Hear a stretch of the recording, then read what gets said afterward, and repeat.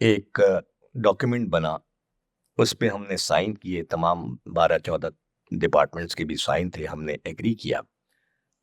वो डॉक्यूमेंट जो है सुप्रीम कोर्ट में सबमिट हुआ, तो हमने वहाँ ओन किया उस डॉक्यूमेंट को कि ठीक है। उसके बाद जैसे मैंने बताया कि चलता रहा 2 साल तकरीबन सुप्रीम कोर्ट में। अल्हम्दुलिल्लाह फाइनल जजमेंट आई और कानून मिल गया। और क्रैकडाउन जो शुरू हुए, वो फिर वही मैंने बताया जो सुकून रह गया था। अब मोटरसाइकिल रिक्शा का भी ये हुआ कि उसमें हमें डेजिग्नेटेड रूट्स दिए गए, अनाउंस हुए तकरीबन 40 प्लस रूट्स। हमने इनॉग्रेट किए कई रूट्स। तो उसके बाद हमसे वर्बली कहा गया कि साहब अभी हम रिकंसिडर कर रहे हैं, फिलहाल आप ये स्टॉप करें। हमने ओपन करके कुछ रूट्स को फिर स्टॉप किया मजबूरन, कि हम एक्सपेक्ट कर रहे थे कि उसको एडजस्ट कर रहे हैं, लेकिन आज तक वो बहरहाल रीशेड्यूल नहीं हुए और नोटिफिकेशन भी एज सच कोई नहीं आया हुआ उसका। अब ये हमारे सिस्टम में जो भी आप कह सकते हैं मामलात सिस्टम के हैं।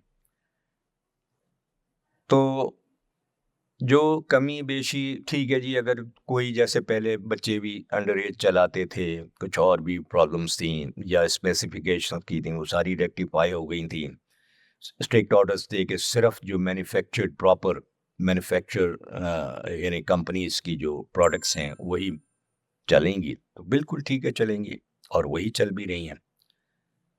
अब उसमें मैन्युफैक्चरर्स ने ये किया, स्पेशली ऑटो कैब में, कि जब इतना इसका इंटरेस्ट, पब्लिक इंटरेस्ट आया, तो उन्होंने कैपेसिटी बढ़ा दी, सीटिंग कैपेसिटी।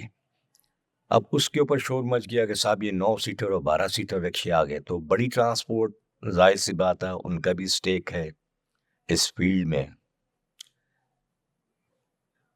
और गो के इस फील्ड में आने के बाद वो काफ़ी कम हो गया ट्रांसपोर्ट। जो अगर सपोज पहले अगर 40,000 बसेस होती थी, तो मुश्किल से 7-8 हज़ार इस वक्त मौजूद हैं जो चल रही हैं। वो भी जिस हाल में चल रही हैं वो हम सबके नज़र भी आता है।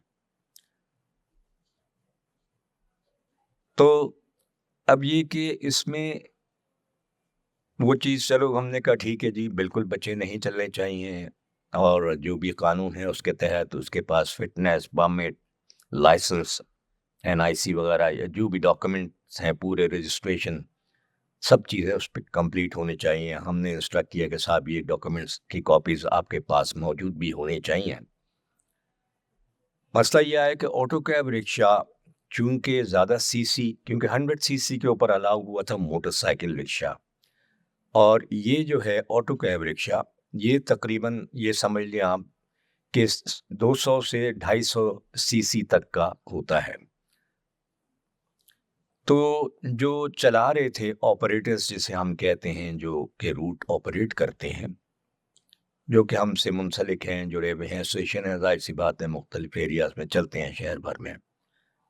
जबकि हमने तकरीबन उस ज़माने में 133 रूट्स या 135 रूट्स की लिस्ट भी जमा कराई थी, जो कि यूएनडीपी की एक रिपोर्ट बनी थी बहुत जामी किस्म की। उस रिपोर्ट में भी वो उन्होंने जो गवर्नमेंट ने दिए थे वो रूट भी मेंशन थे। फिर बीआरटी सिस्टम हम सुन रहे थे आ रहा है साहब, मास ट्रांजिट का, और yellow line, blue line, green line. फिर एक मीटिंग होती है